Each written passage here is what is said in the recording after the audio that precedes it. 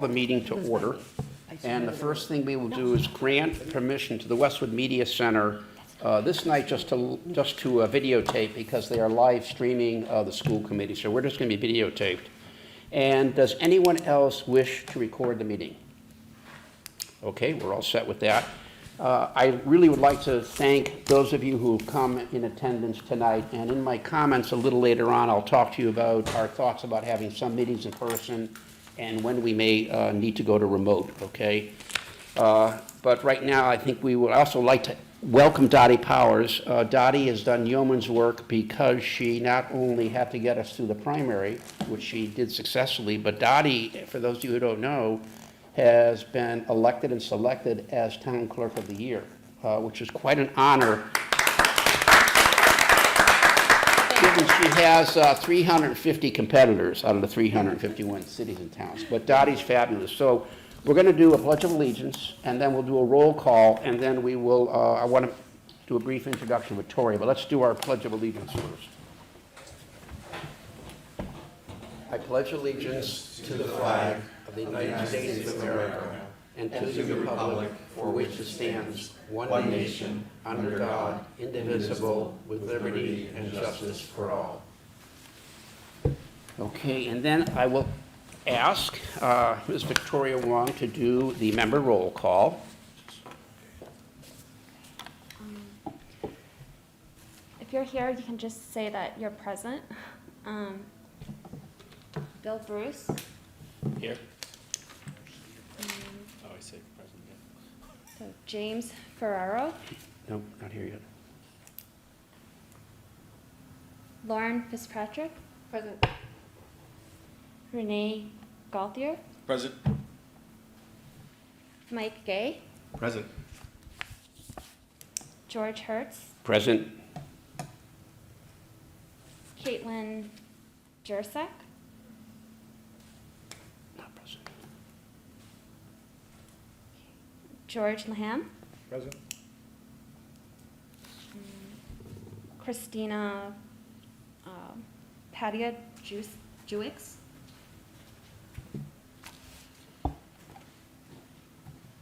Chris Peretta. Here. And Sean Weller. Present.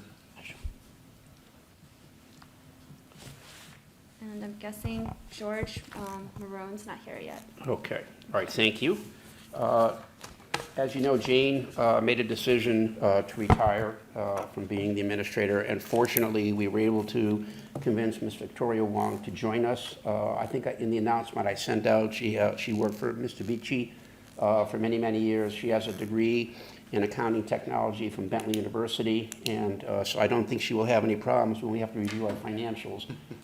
Jane has been extremely helpful in transitioning. It is a new role, and I'm just very, very pleased that Victoria has agreed to join us and work with us. So you've all met her and had a chance to say hello, and but very, very pleased that she's joined us. So welcome to our wonderful little town. So maybe what we'll do here on the new members, for those, I guess you may be carrying the banner right now. Maybe just welcome. I know we've had a chance to talk together, but maybe just spend a couple of minutes with the rest of the Finance Commission and talk about yourself. Any particular details you'd like me to share? No, just your background, why you wanted to be on FinCom. Oh, that's great. Hi, I'm Sean. It's a pleasure to be here and a pleasure to be serving, and I'm excited to get to know all of you better. I've been actually in Westwood only since 2021, a year and 4 months, 5 months now, but this has been a wonderful community to join.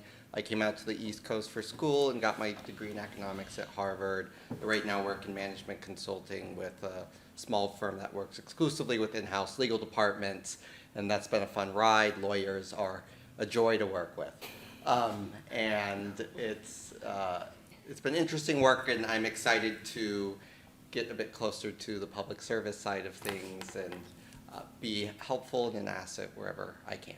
Well, thank you for joining. Okay. I think with that, I'm going to turn it over to Dottie, and I think Dottie is not going to spend a lot of time on the ethics side. I know you saw a thick package, don't panic. We all have to do our ethics training online, which is really exciting, but please get it done, and then you have to give the certificate to Dottie Powers.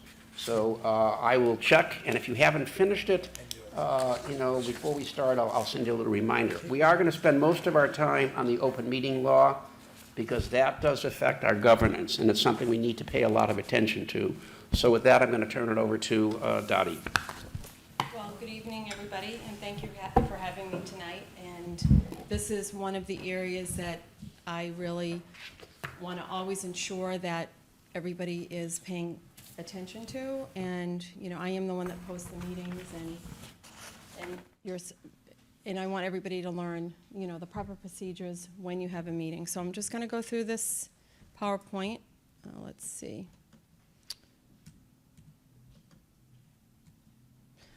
Okay, so the purpose of the open meeting law is government accountability and government efficiency. It ensures transparency by public bodies by requiring notice of meetings, open deliberations, public access. Allows government to efficiently manage operations by providing for certain deliberations in executive session, maintaining confidentiality of certain records of executive session. The Attorney General's role, and this PowerPoint that I'm using tonight is what the Attorney General's office does use for training. It's to educate the public officials and public bodies, promulgate regulations, provide guidance on open meeting law requirements, investigate open meeting law complaints, and make findings and bring enforcement actions. The first thing is certification. So when you get sworn in, you are sent an open meeting law guide. And with that, there is a receipt, a certificate that you have to sign and return back to me. The Open Meeting Law Guidebook has all the laws and regulations and the last 5 years of open meeting law determinations. And then once you sign that certificate, so each time you get sworn in for a new term, you have to sign a certificate again, and I resend you the open meeting law materials. And those are kept. We have to keep those for 7 years. The basics of the open meeting law. First of all, most importantly, the notice of meetings must be posted. Meetings must be open to the public. Minutes must be kept.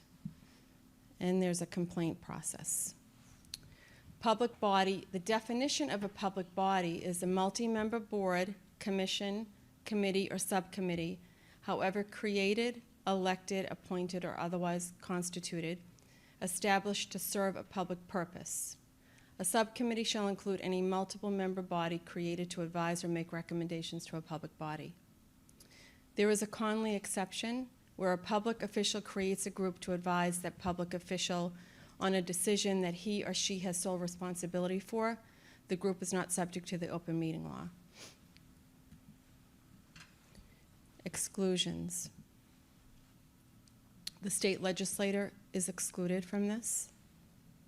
Mass House of Representatives, judicial branch, the Mass Supreme Judicial Court, and not-for-profit organizations.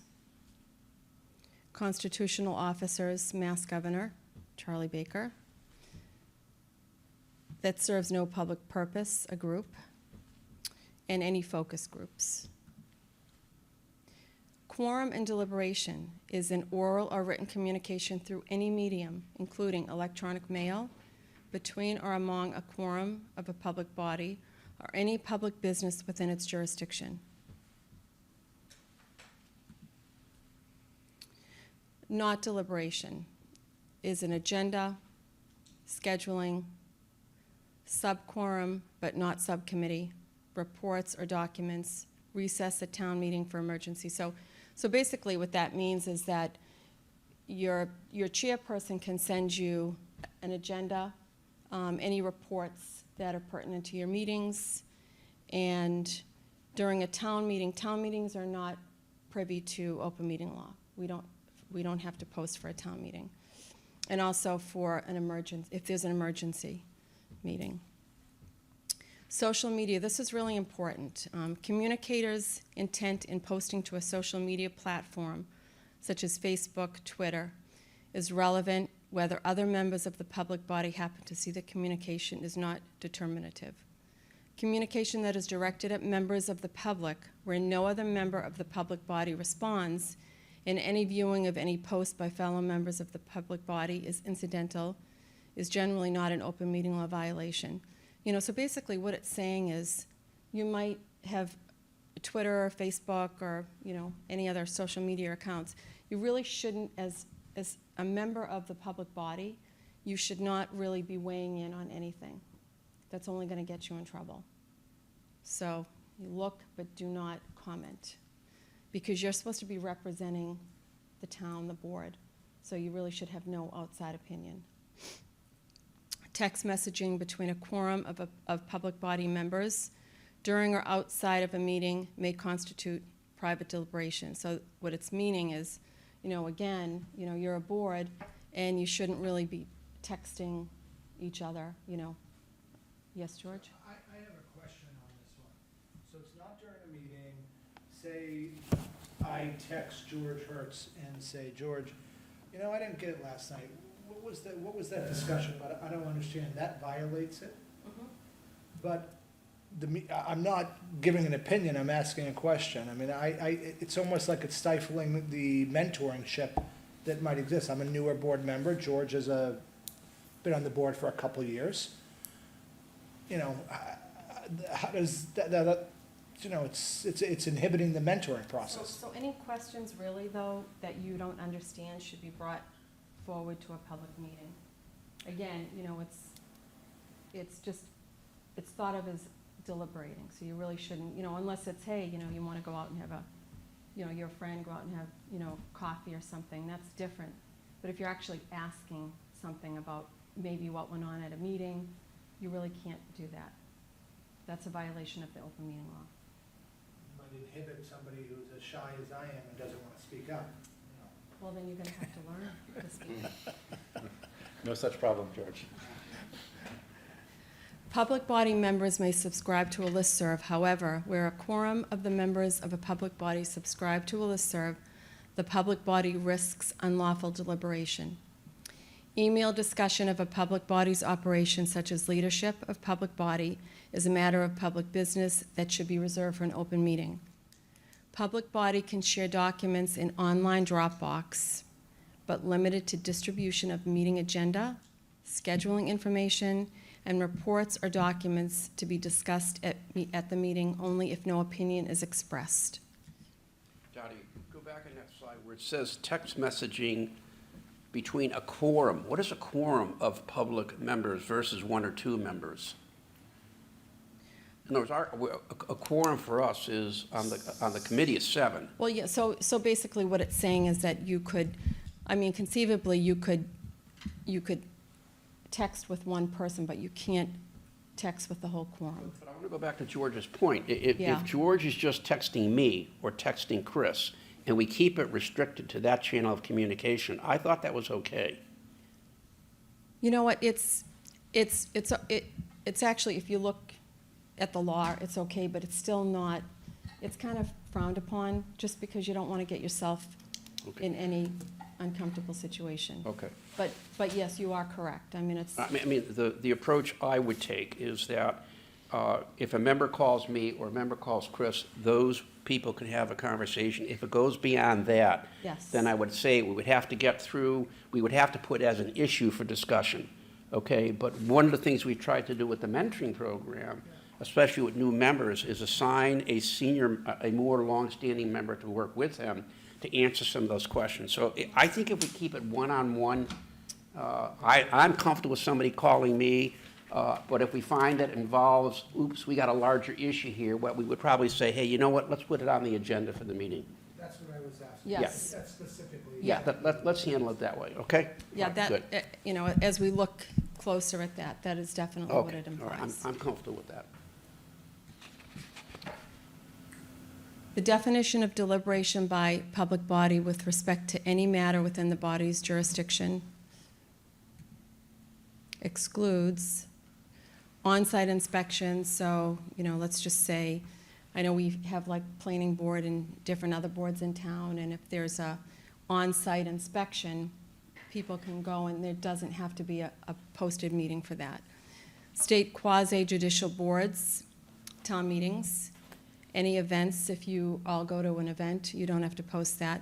But we sometimes, just to be kind of overly cautious, in the event you went to an event and you started talking about something, we generally do post those. They don't have to be posted, but we generally do. We suggest posting them.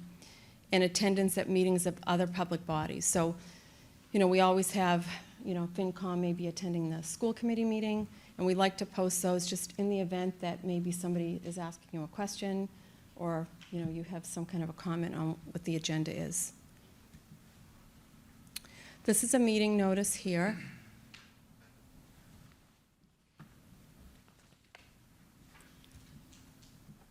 So the meeting notice has to have the date of the meeting, the time of the meeting, the place of the meeting, and the list of topics reasonably anticipated. Date and time of notice posting. So what you can do is, you can put for another item something that the chair did not anticipate, but we really don't encourage that. You really should just be going with what's on your agenda. However, if there's something that comes up that wasn't anticipated that needs to be spoken about, the open meeting law does allow that. Emergency meeting is something that's unexpected and requires immediate action. You file your public meeting notices with my office. It's put on the municipal website, and it's put on a bulletin board in Town Hall and also at Carby Street. We also, this doesn't really apply to us here, but what we do is we do post meetings for like Blue Hills, but we don't have to put it on our website because their main place of posting is their website. We just put it on our bulletin board. Notice posting common concerns. Again here, what if a new topic arises after notice is posted? What if the clerk can't post notice in time? So this is really important. We post meetings when the office is open. Sometimes we're there late, and if we're there late, we can. But if we're gone, it's too late. This weekend I got a call over the weekend, and that just, we don't do that. So you have to do it during office hours. Everybody knows the hours. And if you have to cancel a meeting, we have to know about that, because what we do is we go in and cancel it, and we send a message to the public that the meeting's canceled, whoever is signed up for our email listserv. If we can't post on time, then there's no meeting, because we have to follow the open meeting law guidelines in terms of posting. Notices should be easy to find on the website, listed either in a central page or at each public body's page. Avoid posting in multiple locations unless linked to the same document. So we do post in one place. And the thing so our main place to post is our website. And we always have to be aware that if there was ever an outage, it can't be more than 6 business hours. We would need 6 business hours to fix it. Otherwise, you have to cancel the meeting. So let's just say everything went down, and it took like 24 hours, and the meeting is canceled. Chapter 22 of the Acts of 2022. So this is all new, remote access and remote participation. This act was signed into law on February 15th, 2022, and it is now in effect until, it's been extended. It's in effect now until March 31st of 2023. Instead of providing physical access to a meeting location, public bodies may provide access through adequate alternate means. All public body members may participate in the meeting remotely. Accessibility. adequate alternative access, ability to clearly follow the proceedings of the public while they are occurring, reasonable efforts to accommodate crowds, accessible to the disabled, and then American with Disabilities Act, Federal Rehabilitation Act of 1973, state constitutional provisions, and then if we have any accessibility issues, we reach out to the Attorney General's Civil Rights Division for assistance. Public participation. Public may attend an open session addressing the public body, recording, informing, and removal. So we'll go through some more pages for that. Procedures for remote participation. So you notify the chair, announcement, roll call votes, which you've done in this meeting. You send out your documents, executive session. If you were going to have executive session, you'd have to declare that. You have to ensure that your technology is working. We don't have to, this was prior to everything changing because of COVID. We used to have to, if somebody on your board wanted to participate remotely, they would have to send us a form, and the chair would actually have to approve it. Executive. Dottie, excuse me, is that now, if we have a member who's traveling and wants to participate remotely, what's the procedure now? So what they have to do is they have to fill out a remote participation form, and it has to be signed by you, and then it has to be sent to me. So for those of you, if we were like in open session and you have a legitimate business need you can't attend, you have to get that form. Obviously, we'll approve it if it's, I'm assuming if it's a business trip or a personal matter. Problem we've had in the past is that we haven't had a good communication system. We were dialing into a cell phone, and we couldn't hear the person remotely, and they couldn't hear us. So we've talked to Westwood Media Center. They'll probably get us one of the more state-of-the-art speaker phones where we can put it on a table. We can call the person remotely, or they can dial into that number. They can clearly hear the conversation. We can keep it on mute unless they text us and say they want to speak. But if you have a if we do the meetings in person, it really is important to try and be here. But if you have a real reason you can't, we'll try and accommodate that. I don't really believe you go into executive session. No, we don't. So, I can skip over this. Yep. I don't think it really applies to this board.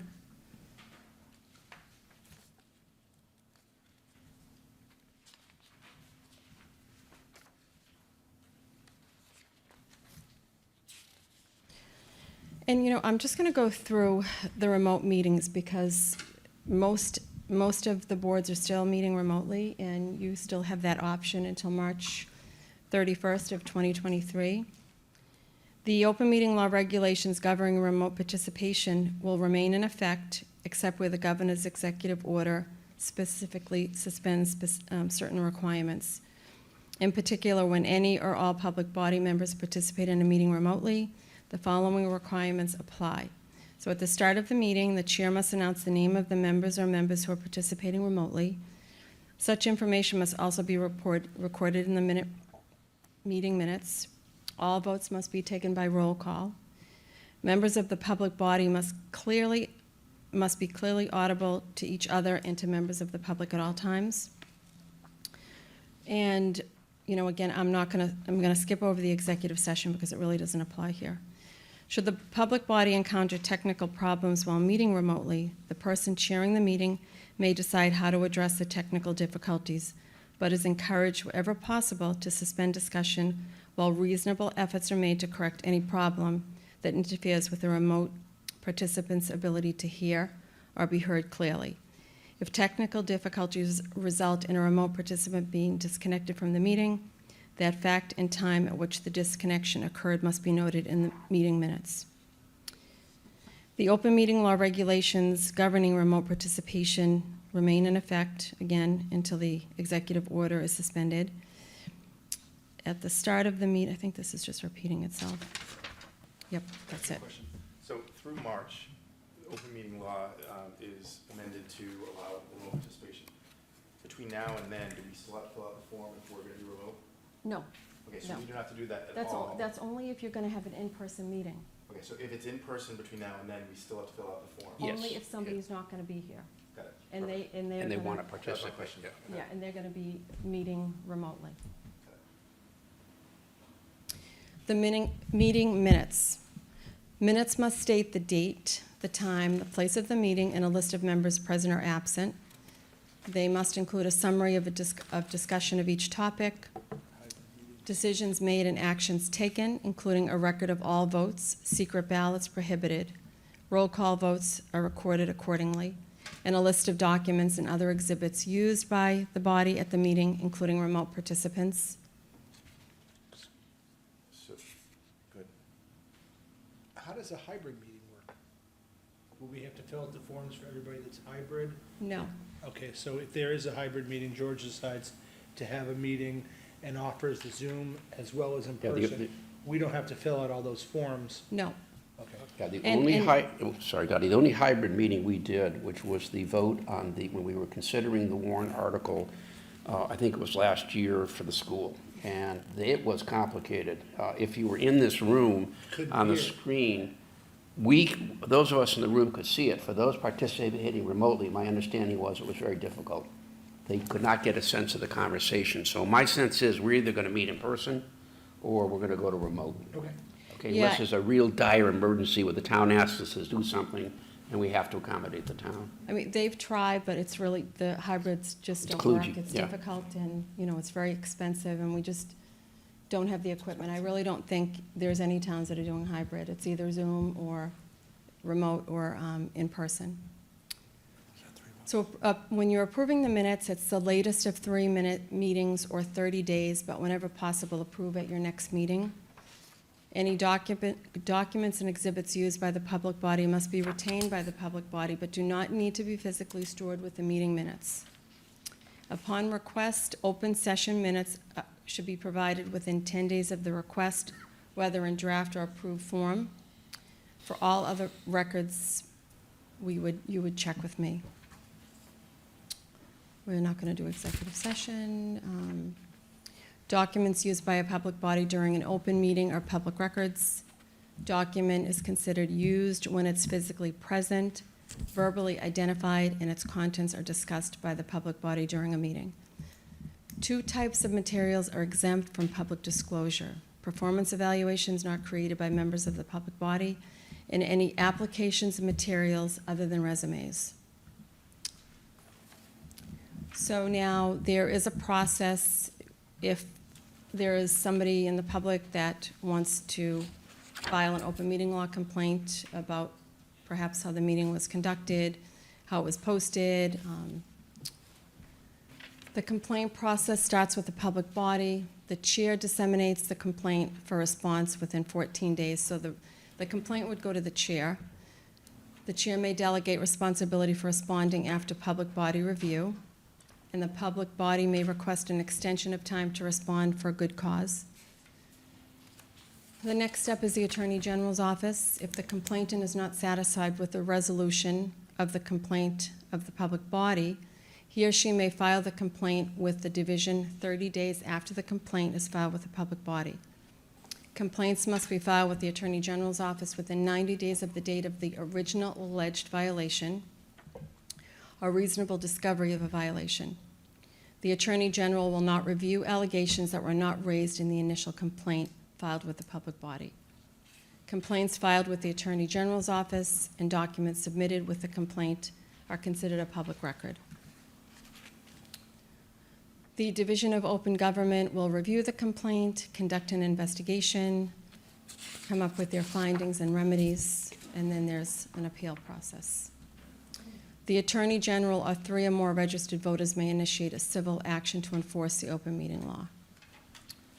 The review of the public body member certification. So this is just what you have to be aware of, your certifications. That's giving me that certificate after you receive your open meeting law materials. Post your meetings. Meetings must be open to the public, and unless public body enters executive session. Minutes must be kept for open and executive sessions, and then the complaint process. Now, when you are posting the meeting, it's 48 hours, not including weekends and holidays. Yeah. And we're pretty good on the posting. I mean, I think between the administrator and the chair and the vice chair, we will make sure that we post. I'm very careful on that. I think here and our intent as a volunteer group is to comply with the open meeting law. I think the biggest issue is, for example, one of the reasons we say when Victoria sends out some information, do not hit reply all, that is considered all of a sudden we have the whole group communicating. So I know it's kludgy, I know it's hard, but we will bend over backwards to comply with the open meeting law. And I think that's our intent. And you know what, I really, I know everybody does a great job. We are very proactive, the meetings get posted on time, and, I think everybody really does their due diligence, and I think everybody's right on top of it. I'm just gonna skim through the Ethics Commission really quickly for some of you that maybe this is your first time on a board. So state ethics, professional life versus personal life, your employees' public responsibilities, and employees' private interests. There is an ethics commission with the state, 5-member board. They provide advice in education and enforcement of the ethics laws, and they have jurisdiction over all state, county, municipal employees, volunteers, paid or unpaid, full-time, part-time, or intermittent, and you are considered, being on a boarding committee, you're considered as part of that. If you think that maybe something that you may be doing on the outside may be a concern and with something that you're doing on the board, it's always a good idea. If you think there's a conflict, the number is right here. It's on the handout I gave you. You call the State Ethics Commission. They have an attorney of the day. You could ask us, or you could ask George, but we can't answer that. So anytime you have any question about anything that may be, a concern, you have to check with them directly, and they would give you their opinion. Let's just say, there was an article at town meeting, and maybe, it involved a property next to your home, something like that. You'd want to check with the Ethics Commission attorney to see if there's a conflict.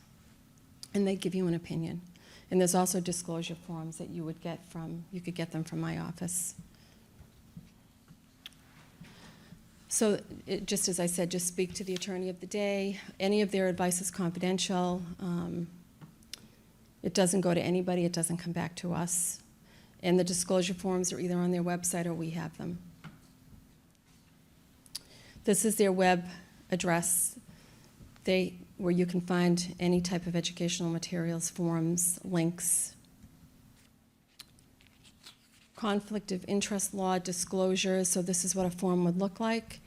They have to be in writing, they have to contain all the relevant facts and submitted in advance to town employee, files with their appointing authority. So the appointing authority in your case would be, the moderator is really your appointing authority, and then that is filed with myself as well. Disclosure reports are public. Municipal employees must complete conflict of interest law education requirements. Anyone who's performing services for or holding a municipal office position or boards and committees, you're all required to do this. So we don't have to go through this. This is vendors. Vendors are actually required as well. There's online training. You can go right onto their website. They have a great training program. So this is gift restriction rules. Bribery prohibits corrupt gifts, offers, promises given to influence official acts, quid pro quo. Any gifts or gratuities, if somebody wanted to give you something valued at $50 or more because you're a member of the Finance Warrant Commission, you can't take it. Prohibits gifts valued at $50 or more and given because of an official position. The rule of thumb there is not to take anything. Even during holiday times, people want to be generous and they may drop off like a basket of candy or something. So as long as, in particular, we share it. We share it with the whole staff, so it's not like one person is taking anything like that. Gifts valued at $50 are not prohibited, but if the receipt of a gift creates the appearance that the town employee would be improperly influenced in the performance of their duties, a written disclosure is required. Gifts that may be prohibited: meals, event tickets, if somebody wants to give you Red Sox tickets because you're on FinCom, no. Free travel or expense reimbursements, gift certificates, floral arrangements, fruit baskets, lottery tickets, gifts offered through sales promotions. Regulatory exemptions related to gift restrictions, disclosure and prior approval is required in certain circumstances. Travel expenses where the purpose of the travel serves a legitimate public purpose. Incidental hospitality that serves a public purpose. Random drawings and unsolicited perishable items. And that would be where, well, for example, tonight, George brought you all cookies. So everybody's sharing them. Yeah, sure, That's right. And regulatory exemptions related to gift restrictions, passes to school events provided by a school district, class gifts to teachers is in there, public employee discounts and waived membership fees, gifts among public employees, and retirement gifts. Nepotism, self-dealing. A town employee may not participate in matters in which he or she, their immediate family, business, organization partner, has certain affiliations, or somebody with whom he's negotiating for prospective employment has a financial interest. Disclosure is filed with the appointing authority, determined by and it's determined by the appointing authority. No exemption is available for elected town officials, and financial interests of town employees who are abutters or competitors. Nepotism definition, and this really is not going to apply to you because you're appointed, you're not staff employees. This is town clerk and performs certain election-related duties.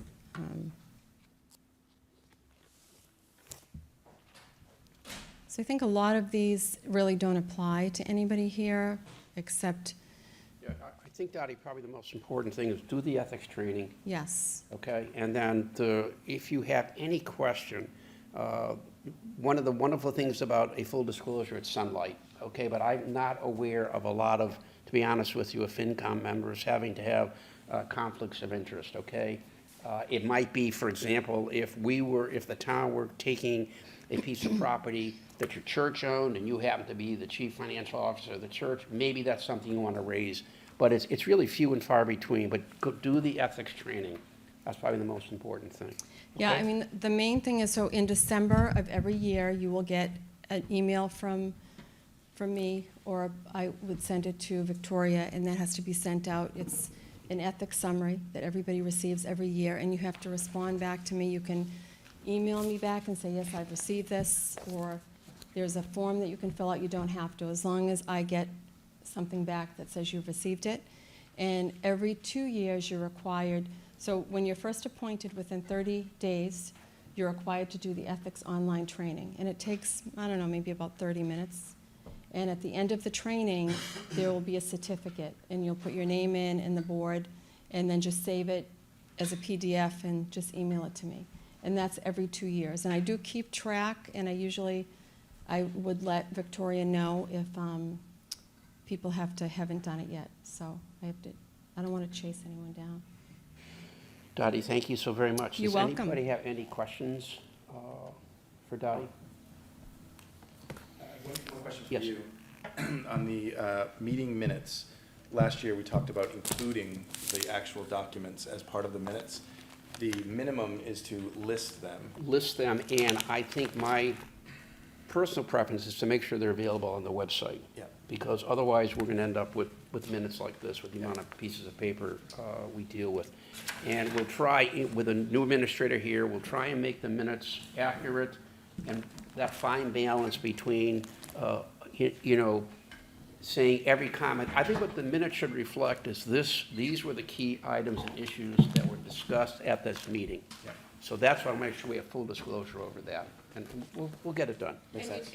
you don't have to verbatim, you don't Right, have to say it's everything more of a verbatim. summary. It's really a summary of what happened at the meeting. Yeah, for example, the town clerk came in and made a presentation to the members on the open meeting law and the state, the state ethics law. And you Okay. all, there's a copy of the PowerPoints, if Right. anybody wants to see that. She doesn't want to chase us. I don't wanna change you. Dottie, thank you so very much. Good luck finishing up the election results. So I'll be looking for your certificates. Okay, I think most of you were good. thank you. And we You're not have good? here, I know. George Maroon. welcome, Mr. Maroon. How are you? Okay. No, you also let us know you're going to be late, so welcome. You guys can. I think your timing of having to sit through a presentation was well-timed. I did review it, so. That's fine. So now we're at the point where we have member discussion, and I'm going to give you, when we get to the chair's comments, I have some comments I want to make. I know Vice Chair Chris Pareda does, but let's just sort of open it up and let us hear from you, literally any interests, concerns that you have about either how we're running FinCom or issues we think we might be dealing with. Anything on your mind? I know, you got to have something for us. I thought you were intimidated and didn't. Yes, Dottie, thank you. It's been brought to me as a member of the FinCom, as a byproduct of a vote that we took last year with the I don't know what really to call it, the tumble bus vote. My opinion and I have taken the point of view, once the board has decided something, the board should stand behind it as a unified board.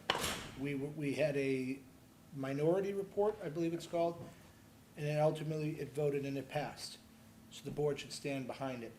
But it has been brought to my attention, and I feel it necessary to bring it up, just as a point for the board, the commission to understand. So we voted to pass, and it was announced that this is not about affordable housing. Mr. Pareda made that clear, kept saying this is not about affordable, I don't want that thing named. This is not about affordable housing. And it was voted, and it was kind of presented that this is about the town having control of where this could potentially be. Fine, and that's what happened. Then over the summer, it was brought to my attention, and I don't know if this is true or not, but that a developer has put in a bid to put 215 affordable units on the property. And it's not even, 3 months after the vote, and here we go, it's about 215 affordable units going in there. And it gives the impression to people that that's absolutely what it was about. It's about affordable housing going in there, while we voted to just be able to have control of where in the town we want to be zoned for. That's ultimately what it was about. I believe that's the case. But the byproduct is a developer, and I don't know if this is true or not, but I doubt people would have raised it, that a developer has come in, and he's put a bid in, and we're gonna have 215 affordable housing. And then the first thing is the school's gonna be overwhelmed, Downey's gonna be, but, and then my response was Emily Parks specifically said it was gonna go to the new school, which would have the room for it. Oh, it's gonna put a strain on the police or put a strain on the fire. But, the questions come up, and it's, the FinCom presented this as, it's not about affordable housing yet. 3 months later, a bid comes in, we're gonna get 215 units of affordable housing. And that's kind of, I don't wanna use the word sneaky, because it wasn't the FinCom that presented it. It wasn't the FinCom's responsibility, but it's like, people think, oh, the planning board is, or the zoning, was it the zoning or the planning? Which one? Planning board. Planning board. The planning board, oh, they're being sneaky about it, and this is just their way of getting it. And before we get hit, and we may not, but before we get hit with the public's impression that we were being sneaky about it, I think it should be raised. And, I'd like to, I don't know if this is the time, George, for discussion, but. I don't know what's formally in front of the planning board right now, so have you seen what's in front of the planning board? I have not seen anything, again, this is, I have not looked at the detail, but I know on one of the meeting minutes this summer, I did see that they had somebody come before them to to purchase all those properties and put several hundred units in there. at He's- some point. I've heard I haven't 215, had the 275, I mean, I've heard, Look, the planning board is gonna be here at our November meeting. I think the issue that I saw was the planning board attempting to respond to the legislation and the rules that the state had issued. Now, the revised rules actually now seem to be in Westwood's favor, that there's no longer such a thing as a bus community, and that we were getting hurt by being a bus community and not a commuter rail community. So the way I viewed it, it was more of, all they really did is determine a location where if a developer came in and met the criteria of the state law, this is the only place they could go. I would suggest what we do is we either, what I can do is I will talk with the chair of the planning board and say, when you come in November, can you please explain to us what proposals you have in front of you and what do they mean? Because George, I really don't know whether it's a developer coming in and building 250 apartments on that lot and of which a certain number need to be affordable. I really don't know, so. and again, I don't know the details, but it's a perception issue. Okay. And I think I said it before, I said it on an issue last year, the perception and integrity, the perception of the FinCom needs to be, transparent, open, and the integrity of the FinCom needs to be beyond reproach. Well, if anybody knows me, I mean, I have a I'm not standard. taking No, it- I really appreciate you saying that, because I'll address a couple of my comments right now. And look, I want to encourage openness and transparency throughout, for all of our members, so that by the time it comes to vote, we pretty much have heard and know what the different opinions are. By the way, you can be for, against, and that's not my issue. My issue is we should be representative of the town and feel totally comfortable stating our opinion. The other thing I want to do is try and draw in more public participation. One of the things that I really want to hear when we're dealing with some of the more difficult issues in town is hear from citizens before we get to town meeting. And so I know we put a lot of effort and energy into producing our write-ups and our material. I just don't know how many people read it. And so I don't know an answer to that question. I don't know how to reach out and get more involvement. One of the thoughts I have, I've talked to Westwood Media Center, and if we think there's a particular important issue coming out at a particular FinCom meeting, I may ask them to note that on the little Westwood Media Center, so that people are aware, hey, this is an issue that's coming up in front of the Finance and Warrant Commission if you want to attend. But I couldn't agree with you more. I think our integrity is extremely important. I think our openness, I think our willingness to listen to different points of view is extremely important. Bill? It's to that point, to be candid, I think as a group, we do a great job of that. But I will tell you that point that he just discussed in that article last year, when we had that discussion, Chris, whatever his name is, chair of the planning board, when I had my comments, attacked me. And then Nora jumped in, and then I can't remember her name that left. And so if we're gonna feel comfortable, especially newer people speaking, I find that behavior completely inappropriate. And I couldn't say anything because it was all Zoom. So I couldn't, and so I shut up. And then you never heard anything else from me until a vote. And I'm one who's not shy, but I don't need to sit there and get in an argument with somebody. But I was offended by his behavior, and I was offended by the way he approached things. And I think it's incumbent on us too, and maybe it's easier when you're in person, that people that come to us need to treat us with respect and our opinions with respect. And I hear that loud and clear. As a matter of fact, if that ever happens again, the way we are trying to run this is because we're a 15-member board, there's a lot of people here. So what I'm suggesting is you may call me, you may call Chris. Chris and I have been pretty busy over the summer. We'll tell you about some of the stuff we're doing. But if that ever happens again, I want you to call me. And I want to hear about that, okay? Because you're right. If on Zoom, if I don't see it, I'm not going to be aware of it. And the last thing I want is you feeling that you weren't allowed to express your thoughts. I found Zoom on controversial issues very difficult to deal with.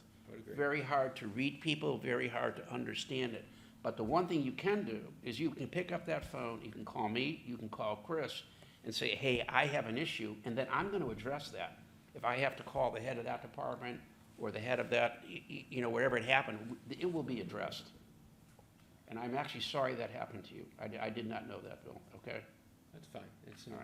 I'm a big boy. I handle But it all the I'm- time at work. It's like That's day in, why, day out. but I want to hear that. That's important, okay? But, I just think of newer people, it might Yeah. silent. I've been on now 4 or 5 years, so I'm Yeah. used to it a bit. And I do think Zoom makes it very hard, because it's hard to, it was hard at the time for me even to say anything else. Because it was like 1, 2, 3, and I'm like, all right, I can't even speak Well, here. I'm jumping ahead here a little bit, but the reason I wanted to try and do the first 2 or 3 meetings in person is what I realized, if you've been on FinCom appointed the last 2 years, you've never met any of these town officials. You've never met the select board, you've never met the planning board, you've never met the school committee, you've never met the superintendent. And I think we need to have those relationships. I want you to meet them and I want them to meet you. And look, am I concerned at my age about COVID? Yes, but I felt it was more important, to have, at least try and get through our first 3 meetings in person.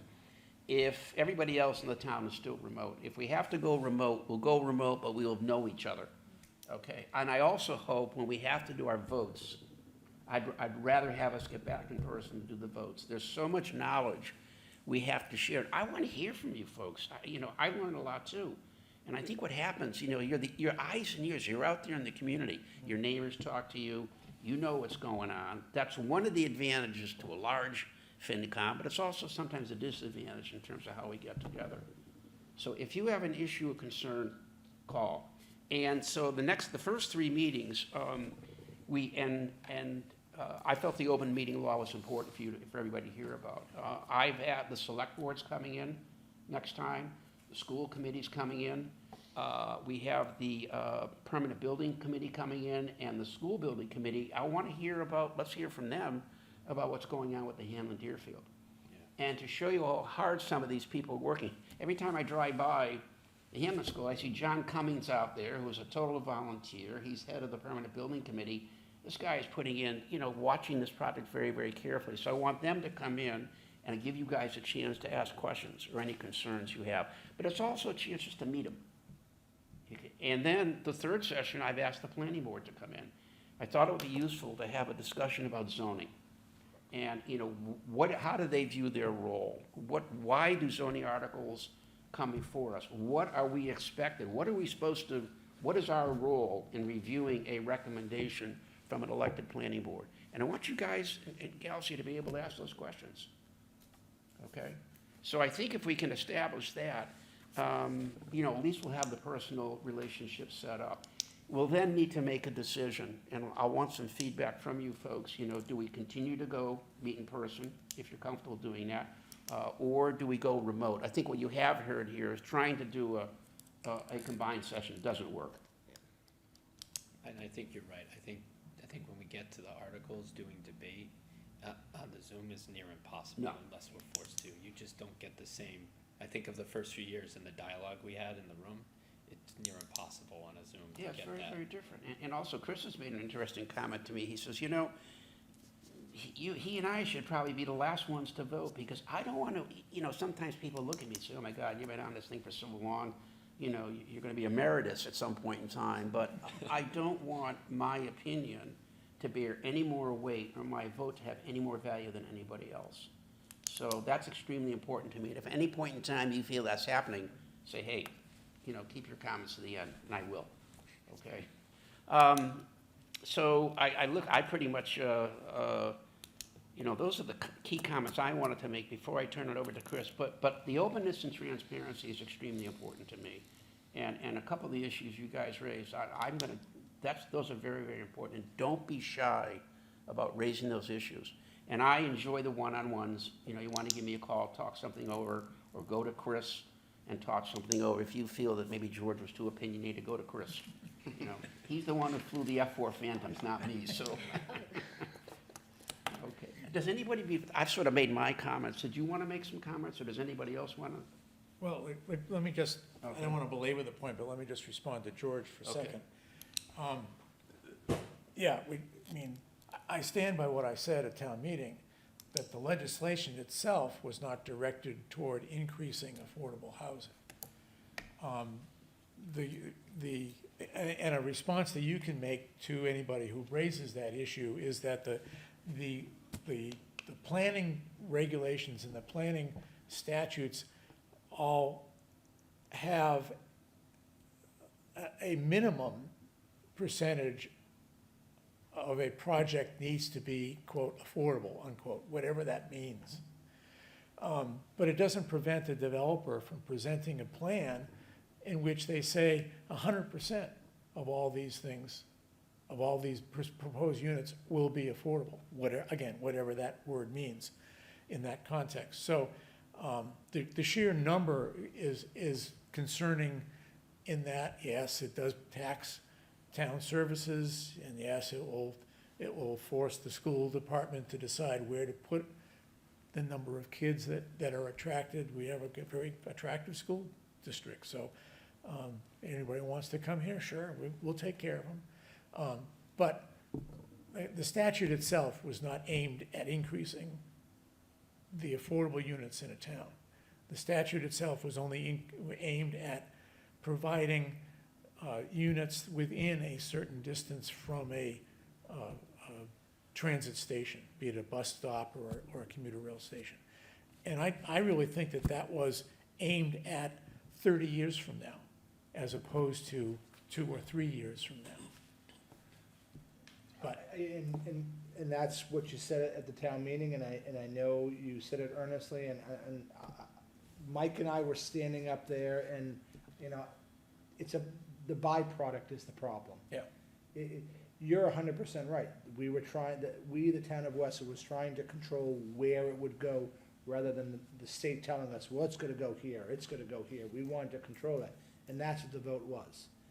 Now, we could have said, let's wait till the state clarifies their points, their guidelines.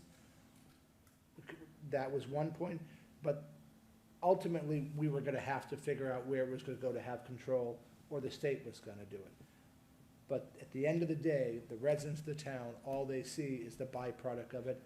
And, you know, the people who live in the town long enough remember, and I'm not gonna know the name of the development, is it Chase Developments or Della Park, or, you know? yeah, Chase Chase Estates. Chase Estates, I mean, people who've been in the town long enough remember that, and that was a lottery, and, you know, it's the byproduct, it's Does the state statute, though, allow more density? The state statute does provide that in order to comply with the statute, the density has to be at a certain level. See, now, I guess what's happening, I mean, George, is that if a developer comes in and decides to build whatever that number is, and there's a certain component that has to be affordable, the fact is, it's gonna be a much more denser development than normally towns would have been able to deal with. So it's apartment buildings, It can be apartments. townhouses. Yeah, Yeah, well, but I think what the statute allowed is more density, and the state was saying, and I think what the planning board was trying to do is determine where that would go. So that we'll see, but I'll talk to Chris Pfaff, I don't really know the details of the proposal. Again, it's the appearance of the byproduct. Okay. I don't Your disagree average with you. resident doesn't care that we picked where it goes. They just, you know, the average resident, or the 3 people that specifically spoke to me, were, we don't, you know, why are we making more affordable housing, or why are we doing this, or why are we doing that? And I said, well, the state's requiring it. But I don't think what I'm hearing here is, it's not really affordable housing, it's density of housing of which a component may be affordable. And so even if the development. Maybe or will be. Well, I think any development in the state now has to have some component like, for example, even the apartments down at where you're living have to have a component of affordability. Was it 10 or 20% have got to be affordable? So whatever you build has to have an affordability component. What this does, it allows a lot more density in a smaller footprint than what towns, because the state is saying suburban towns, you're not helping with the housing shortage. Maybe it's an issue, and maybe the better issue is of communication and better communicating it. Well, to both points, I mean, if I recall what we voted on, it was going to be 109 units, of which approximately 25% of them had to be low and moderate income. From from what I understand now, the developer is looking for a variance to more than double. But I was told 215, 200, I was Right, so told. that's like doubling. 250. Right, Yeah. okay. So Let me do the math. where you had 25% of 100, now you're gonna have 25% of 200. So it does look like an affordable, but to everyone, I mean, So you heard the same thing, a developer has come in and put a bid on it, you've heard this too? yes, and they're saying he can't make it work unless he doubles the size of the product. And this developer, it's my understanding, this is not his first rodeo doing something like this. In Westwood. We're not I listened to Dottie, so we're not supposed to talk about names or anything Well, I like didn't that. mention any names, I mean, we just talked about his history. Just But said anyway, the presentation. I know what you're saying about people's perception, and I agree with you, we don't want to give the wrong perception, but in all fairness, if they have a misperception, it wasn't anything that they read between the lines from Wasn't any of anything us. from the FinCom. It was not, it was guys like Bill who tried to speak up, and the planning board, which we're all a Westwood family, so we're all trying our best, but I think they had hit their boiling point and weren't willing to listen, you know, because everybody was questioning them, so they probably weren't, which is, and I remember it. They snapped on him, and you know what? If I was Bill too, I'm a volunteer, I would have said, I don't need this. And I he's think nicer that- than I am. And that's an issue that And look, your points are very well taken, and I thought Jim just gave us a very balanced overview. I think you're right, when we were thinking at it, it was like 109 units is what the planning board were telling us. Now the guy's coming in and wants a variance, or the gal's coming and wants a variance. Interesting to see how they deal with that. Where do you think the chances of that variance is gonna go through, George? You wanna make a bet on it? No. I Even just though the wanna- football season starts tonight, I'm I not mean, betting. I'll put a bet on it. Yeah, I want to just make one comment. We, as the FinCom, things we brought before us, and I totally agree that it's, if we're feeling like we can't express our opinions and we can't get questions answered, that has to be dealt with. But we can't be held hostage to what might happen. And we have to, I mean, we have swim lanes. We've talked about this, FinCom being more aware of these boards. And I think, George, you're doing a great thing in bringing these boards in, how they make these decisions.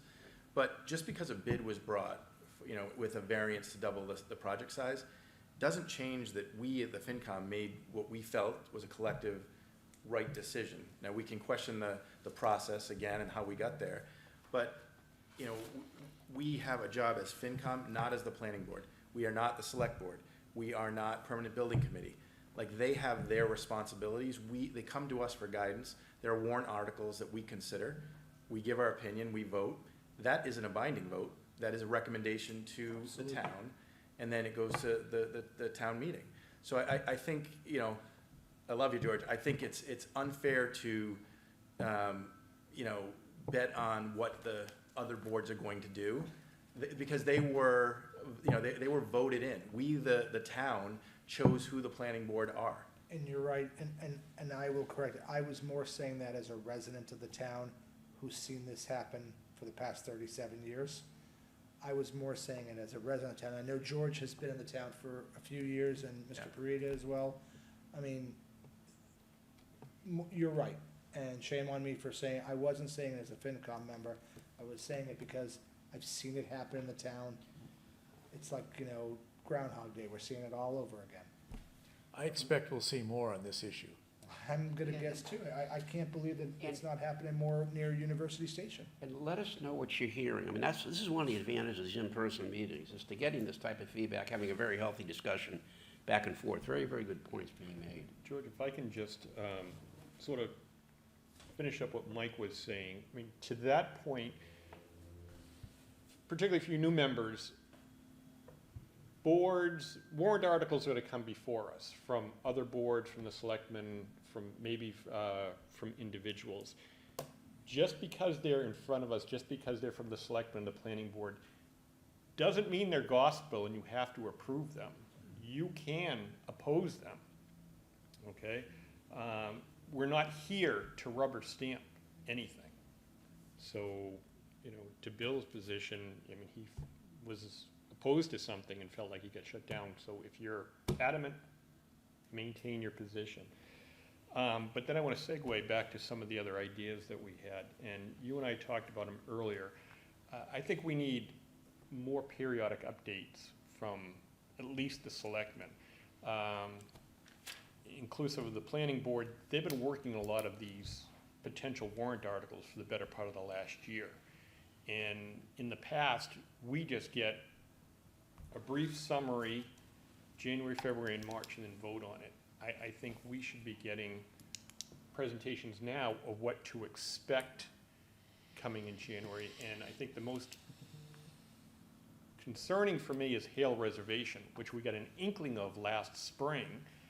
And at that inkling, it had already been worked on by the town for about a year. And here we are now into the fall session. There's not going to be a fall town meeting. But does anyone else know what's going on with Hale Reservation? I mean, they want $10 million from the town of Westwood, and You've made a couple of very good points, and you and I have also talked in the past. Let Chris first talk to you about some of the thoughts we have on how we want to set the committees up. And then I want to respond to a very specific point that Jim and I talked about, is we don't want to be a rubber stamp. We're getting involved a little bit too late. And I want to tell you, we've thought this through a lot this summer. I listened very carefully to you, Jim. So let Chris talk to you about our thoughts about our committee structure, see what you think, and then I want to respond to Jim's specific point about when we get the information. And frankly, Jim, the select board is going to be in front of us in a month, okay? I don't want to wait to that month, but I expect you to be making those comments. we're not going to give them a heads up and say, present to us. We're going to ask them, we're going to put them on the spot and say, hey. I think they should hear from us what some of our concerns are as the FinCom. We're not, to be honest with you, Chris and I are not waiting. We've already telegraphed some of this, but let Chris spend a few minutes with you and talk about some of the ideas we had and why we had on the committees, okay? By the way, so you folks did a great job last year. These are just some thoughts. If I had a chance, probably in my many years on the commission, to step back and say, all right, can we do things a little differently? Can we shake things up a little bit? So why don't you? Okay, all right. So first I want to thank everybody for supporting my occupying this vice chair office, because, and I thank George for really sharing with me the reins and making it more of a partnership. He's mentioned call him or call me, and that is really what we want to do. So feel free to call either of us if you have a concern. So over the summer, first of all, I want to say publicly, I thank the select board for not having a November town meeting, because that would put us in all kinds of hysteria.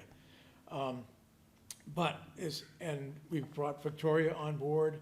We met with Chris Coleman and talked with him about our thoughts about our subcommittee structure. Now, in the past, we've had 3 subcommittees, one for the schools, one for the municipal departments, and one for the planning, land use planning, really. George and I thought about it, and what we'd like to do is focus the schools and the municipal and department subcommittees on operational concerns only. Separating out long-range capital needs or long-range capital forecasting or capital needs, right? So what we're thinking we do is have one subcommittee for the schools that will focus just on the next year's operational budget. And we split the municipal into 2. So we have one subcommittee for public safety.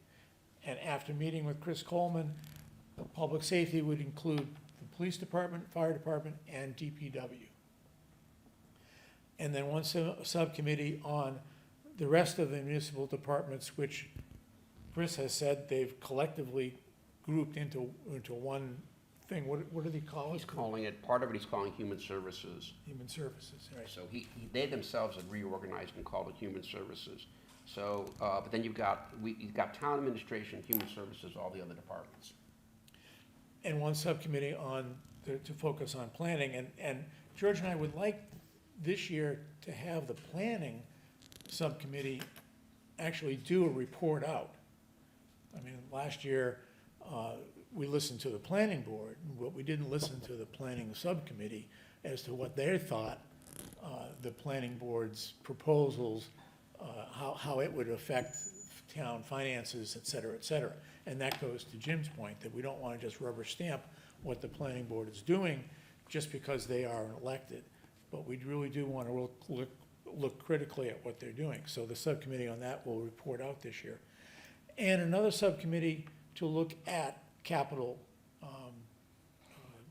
proposals.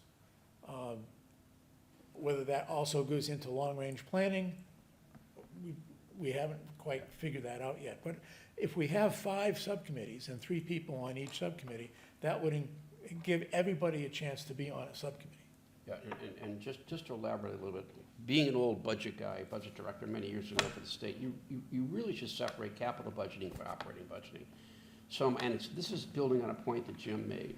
So by setting up a capital budget group, that capital budget group should take a look at the 5-year capital plan, and instead of worrying about what's the source of funding, and that's how right now, Westwood tends to break up its capital projects. Is it out of free cash, or out of this, or out of that? I want the capital group to step back and say, all right, here's the capital budget. Here's the capital budget for the fire department. Here's what they need. On the capital side, here are small items. Look at it in context.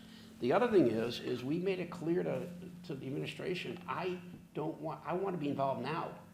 I want to be meeting with, your folks now. If you're putting your capital budget request together right now, I'd like some of our folks to be able to sit in, to learn, and listen just to hear what's going on, which is a point that Jim made to me. We do not want to be a rubber stamp.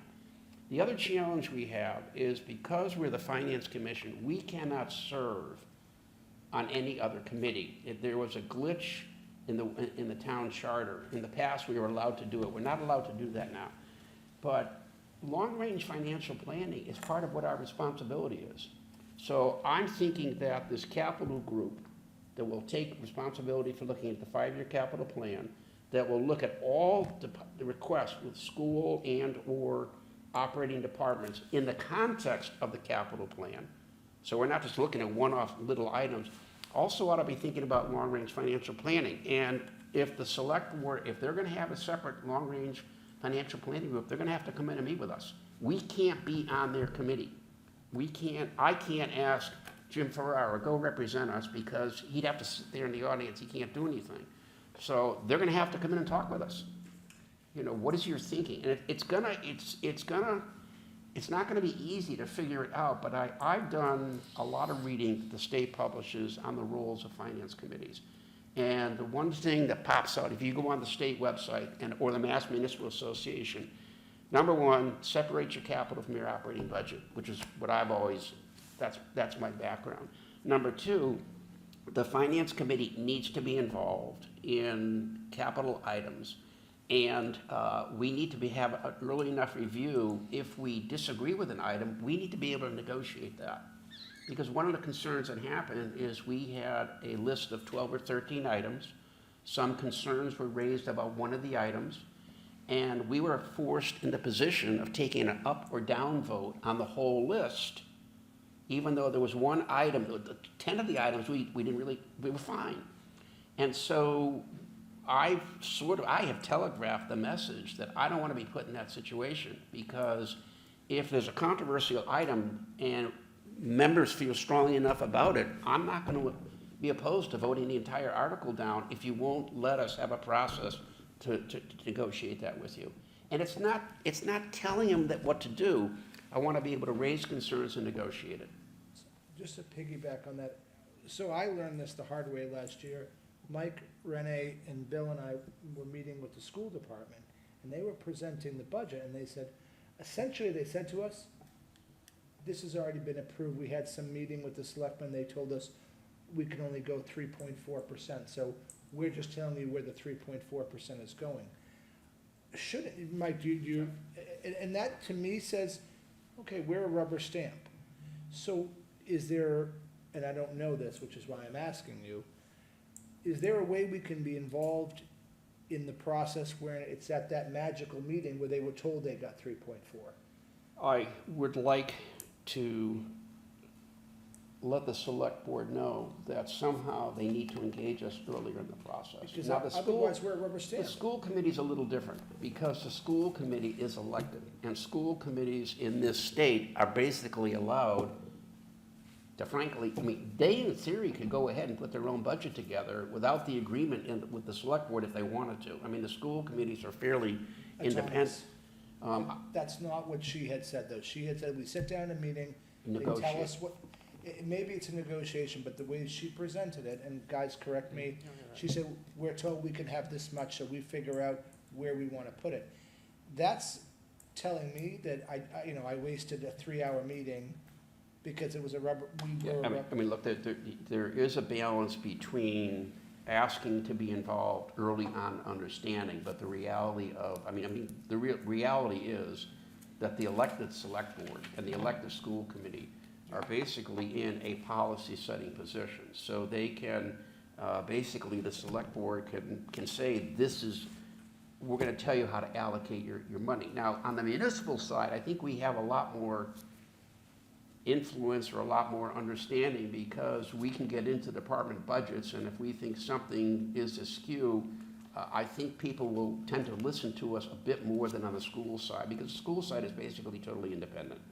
But to George's point, given the timeline of when we get the warrant articles and we vote on it, we're basically saying yay or nay To what's 10 days before the warrant article has to be published.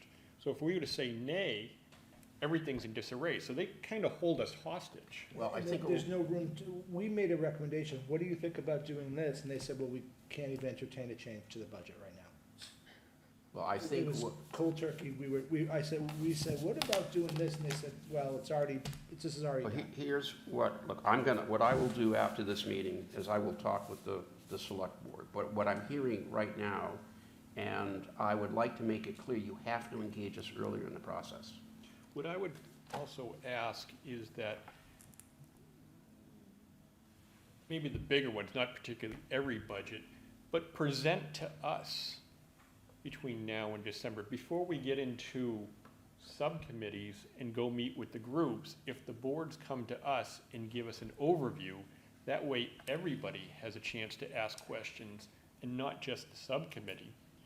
But having the general presentation, any individual member can meet or request of the subcommittee follow up on more specific questions. Take me a little step further. What is it you would like to see on, let's say, on the municipal side?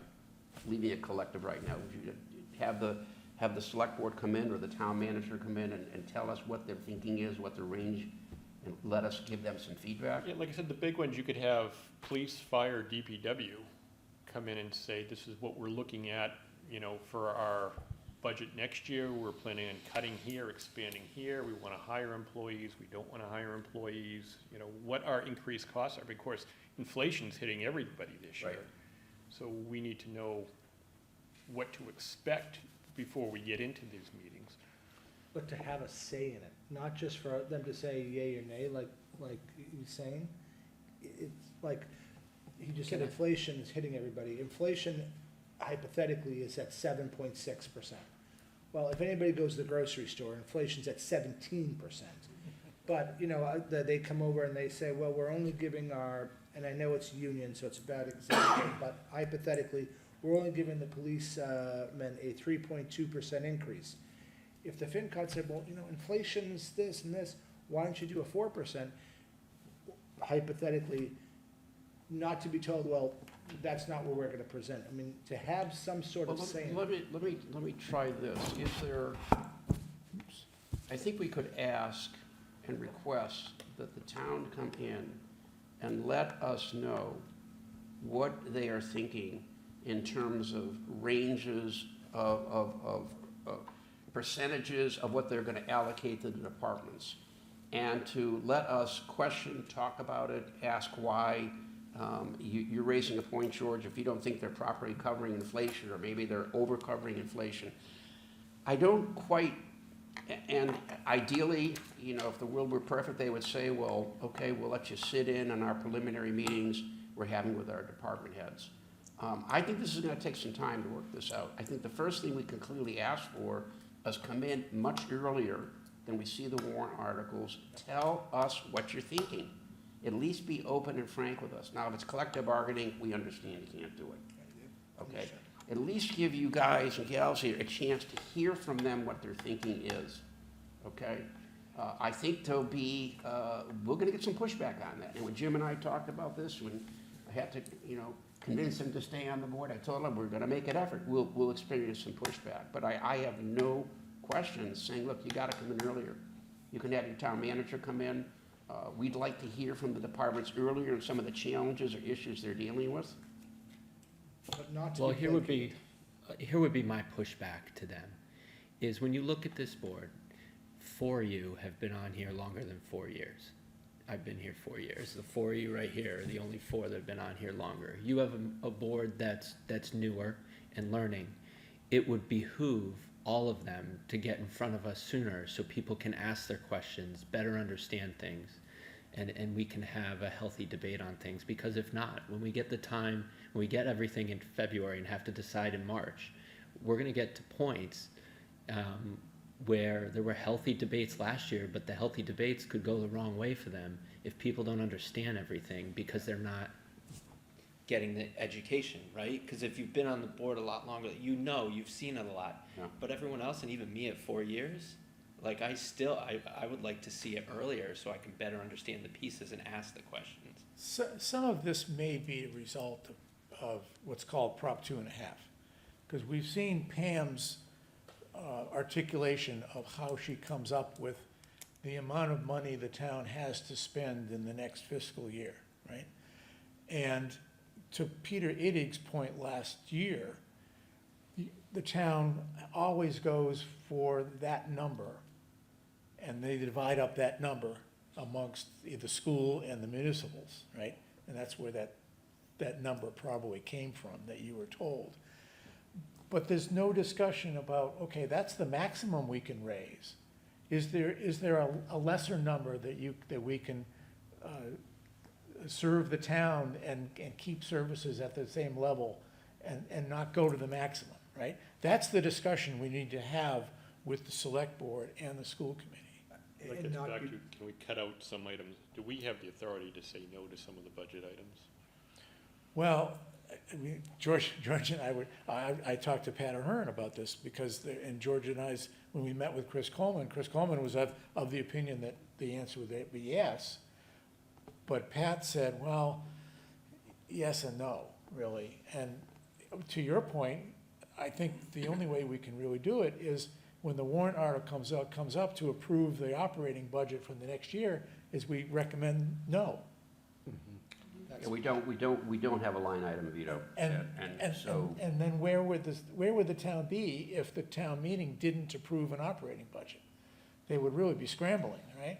So I have a question. If you do vote no, for the whole thing, would you provide qualitative input to them so that you could say, well, it's no, and if you remove these, it might be yes, or these are the items that we have questioned? Well, that's one of the options that Pat Ahern suggested, was that in our write-up, we could say, we are recommending indefinite postponement of the operating budget, but if somebody were to stand up at town meeting and make a motion to amend that article to remove line item 34 and line item 37, then the FinCom would recommend approval.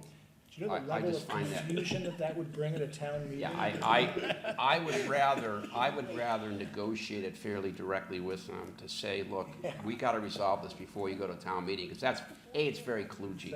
And I don't think we'd be at town meeting for 3 days. Yes. But I'm hearing what he said earlier, where they're just slamming this thing in and saying you got 10 days to approve it. But I think what we're To gonna do. me, a pressure for a yes is. Look, I think what I'm hearing here is I'm going I to, like the new guy. I like it. we're gonna meet again with Chris Coleman. And what I'm gonna say is the following, and see if you guys agree with this. You have got to come to us earlier. Once you've done your initial math on what you think is available, you gotta come in and talk with us before you start to allocate it. Be willing to have that discussion with us. The second thing I'm gonna say to him, we wanna hear what issues and concerns the departments have. You may not be able to solve it, with your budget, but I want to know, to be honest with you, if I'm asked to vote on a budget, are there issues in the fire department? Are there issues in the police department? I know the DPW is struggling with the facilities they have, okay? I want to hear from them, okay? And then, but they have to be willing to do that. George, to your point, we had an emergency at my house this summer with the fire department there. We were all outside talking. One of them goes, "Aren't you on the FinCom?" And I went, "This is gonna go south quickly." And he goes, "It's a great new building. I wish you guys paid for air conditioning." I said, "Excuse me?" And he showed me pictures of the thermostat live in their facility. The brand-new building that the FinCom approved and that we built in Islington doesn't have a functioning air conditioning. So we paid for a building that doesn't have, so Well- to your exact point, the fire department comes in and says, "Hey, we have a problem. It's 90 degrees outside and my guys don't," the fire chief, "my guys don't have, I don't have air conditioning." Then why'd we pay millions of dollars for the building? Get the contractor, blow his bond, and get him to fix it. Even the high school doesn't have a functioning air conditioning system. Yeah, the kids don't even know. Yeah. But yeah, It has AC, just not functioning, or is it? something wasn't working with it correctly, and I asked, this was a lieutenant, this wasn't a firefighter at an entry level, he's a management, and he said, "We don't have air conditioning." And I go, "Come on, guys," And then he showed me a live feed to the facility where it showed the nest, and it was at 91. Do they deserve it? That's not for us to say. Obviously, I think they do, but I don't want to waste my money, my time, as I'm saying this as a citizen. I don't want to waste my tax dollars building a multi-million-dollar, facility, and does it have air conditioning? It's no different from, remember this building, it was closed for. Because the roof collapsed after we built it. I can't believe the design didn't include air conditioning, but It but has, may and it's not be just not functioning. working. But what's the difference between it not working and not having it? Pretty much nothing. Nothing, but let's go in and fix it. So That's look, to George's point. you will learn that when you are in different places in town, you find out you're on FinCom, they're gonna bend your ear. It's awful. I would hope, and that clearly, I'm gonna ask about that I'm gonna go ahead and get a meeting set up with the town manager. I wanna find out about that It's myself. bad, George. We'll find it out. This But gets back to your public participation. Exactly. If they showed up and we knew about these things. So here's what I'm gonna do, because we're gonna take it's gonna be some little steps at a time. I am going to request from the town that we have an early meeting sooner rather than later. And maybe even when they come in November, I would like them to, see, they were here. I would like them to, outside. you've got, once you've decided, Yeah. It's okay. Stay with once you've my house. decided what you have to allocate, I want you to come in and talk to us. I want you to hear from the FinCom, okay? And the other thing is, we want to at least hear what issues the departments are dealing with, okay? Make us better decision makers. And I think what I'll do is Chris and I will go meet, I want to set up a meeting with Coleman and tell him this is what needs to happen. The other thing I want to raise, Jim, you raised Hale Reservation. I don't know Yeah, I was gonna whether mention or not they're going to bring forward a warrant article. I have a couple of suggestions. Try and read, go on the town website. There's some information on the July, I think it was the material they presented in June to the Westwood Hale Task Force made a presentation. Also, if you get a chance, read the pertinent sections in the open space and recreation plan and the town's comprehensive plan. Just look at the sections dealing with open space. What I hope you will do is it'll bring us all up to a same base level of knowledge, because it will be a rather unique type of warrant article. I don't know what they're going to do at this point in time. As Chris said, I did not want to go through 2 meetings like we did last year. But get yourself ready and at least skim that material. The other thing is interesting enough, the Westwood and Dover have websites. The Dover website has a series of questions. Under Selectmen in Dover, there is their task force.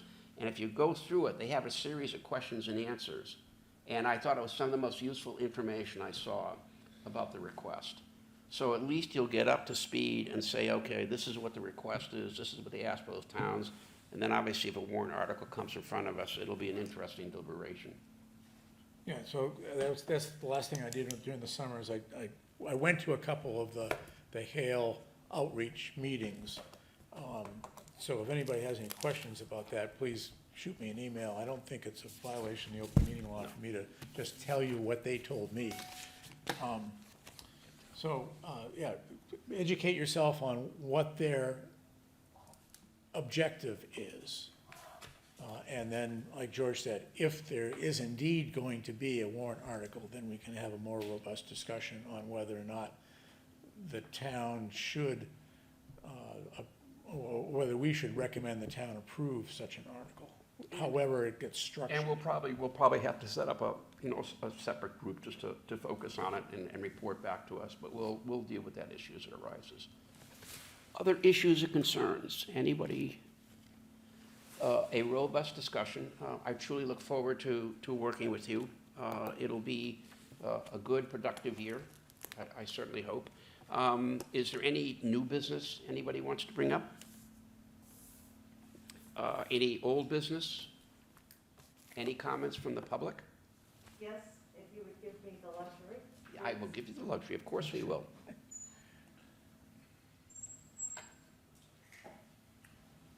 Wait till you get a mic.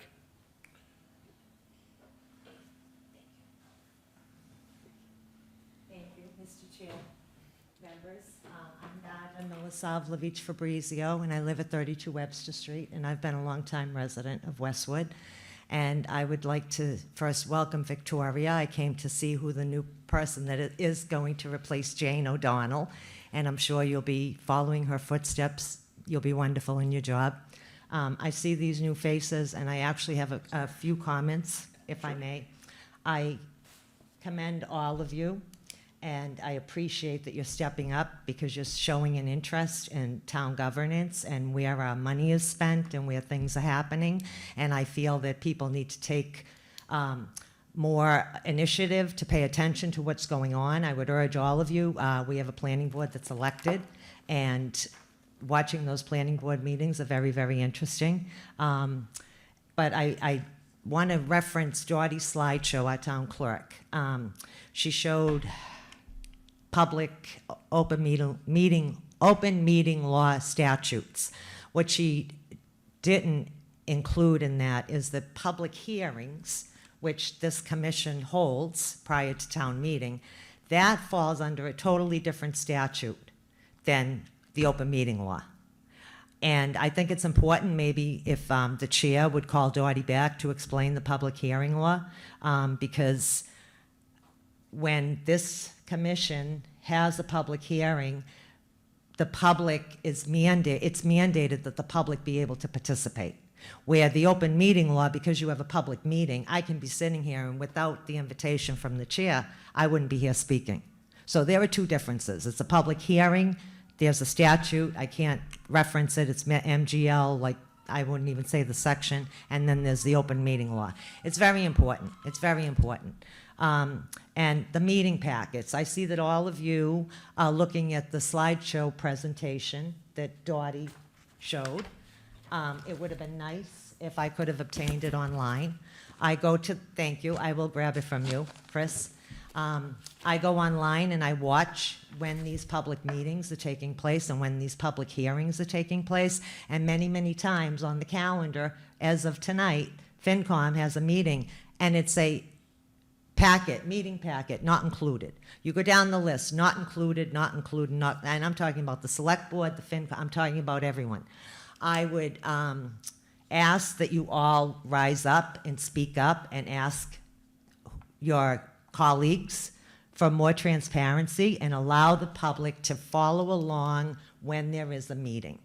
It's much easier because then now I have to go back, and without Chris's generosity, I would have to go back and fill out an official public records request and wait 10 business days to get all of this information, which I find ludicrous. I think it should be made available because I'm interested.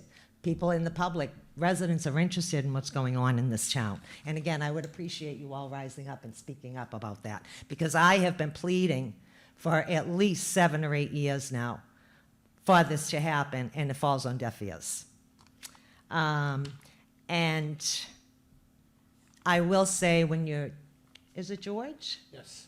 When you were speaking about what's going on with the Tumble Bus property, I just want to say that we have a land use committee. I'm not sure that you're familiar with that, but the land use committee doesn't fall under the open meeting law statute because it consists of town employees, the police chief, the fire chief, the DPW. So they have these meetings, and they can hold them in secret, and residents have no idea what's going on. So I would say that when the town presents, whatever board or commission presents a warrant article to you, I would really, really ask that you consider it with thought and not just take everything with a grain of salt, because a lot of times these warrants are presented, and I might be jaded because I speak up and sometimes I'm speaking to a wall. Sometimes these warrant articles are presented and there are ulterior motives, and we're not told. We're not told, and I think it's a travesty. And I think that, and as far as the glitch, Mr. Chair, there was never a glitch. Our charter, our town charter for decades said any member of this commission cannot serve on any other committee, board, commission, and it was after Jim O'Sullivan was elected town moderator because he appoints this committee. I believe that he put the law down and said, look, if you want to be on FinCom, you can't be on anything else.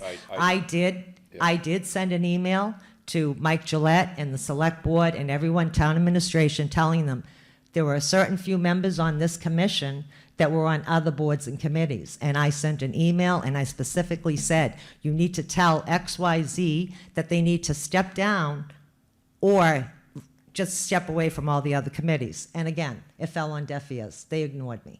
And again, you know what, I really appreciate everything that you're doing, and I'm just trying to keep people honest. I'm trying to keep people honest.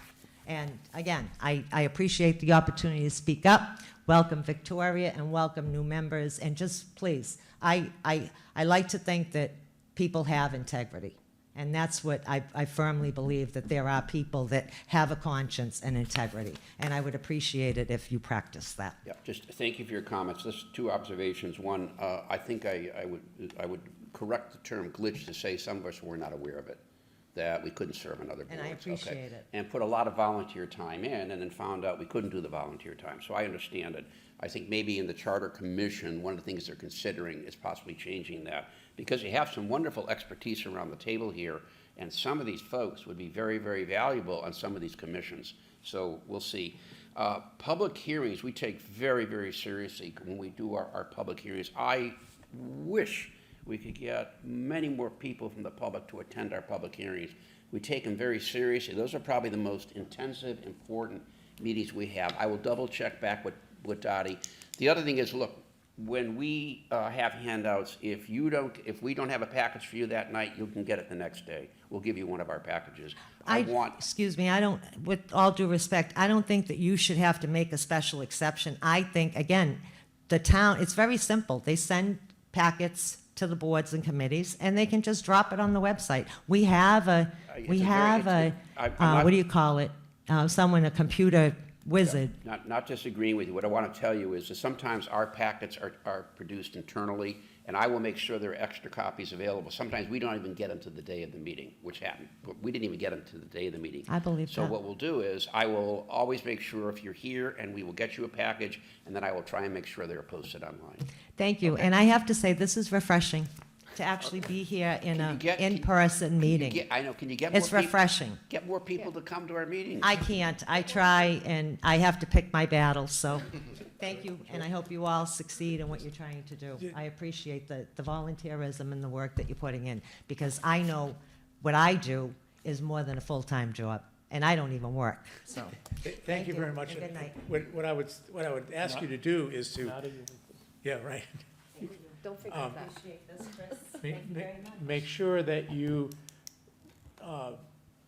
make your concerns known to the Charter Overview Committee that's working right now on redoing the town charter. I I see Westwood Media Center is recording this meeting, but I think I need to, it's on a need-to-know basis, I guess you guys need to know.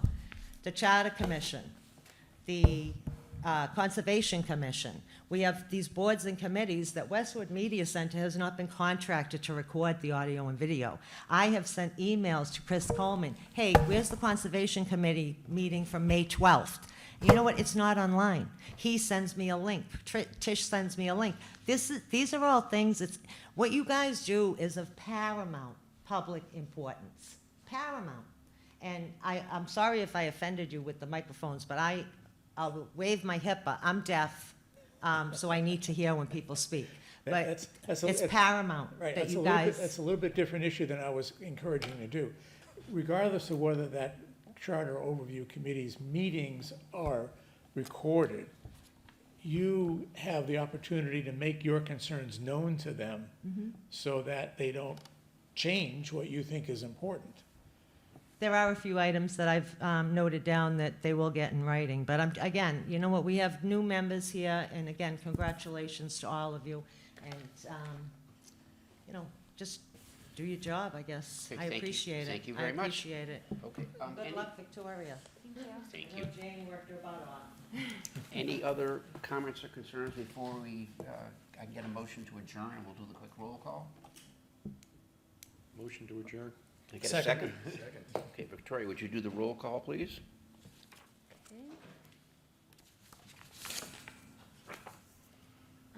Bill Bruce, Yes. James Farrell, Yes. Lauren Fitzpatrick, Yes. Renee Gauthier, Yes. Mike Gay, Yes. George Hertz, Yes. George Leham, Yes. George Maroon, Yes. Chris Ferretta, Yes. and Sean Weller. Yes. We got everybody? I think we did. Thank you all for attending. I look forward to working with you. Take some cookies home.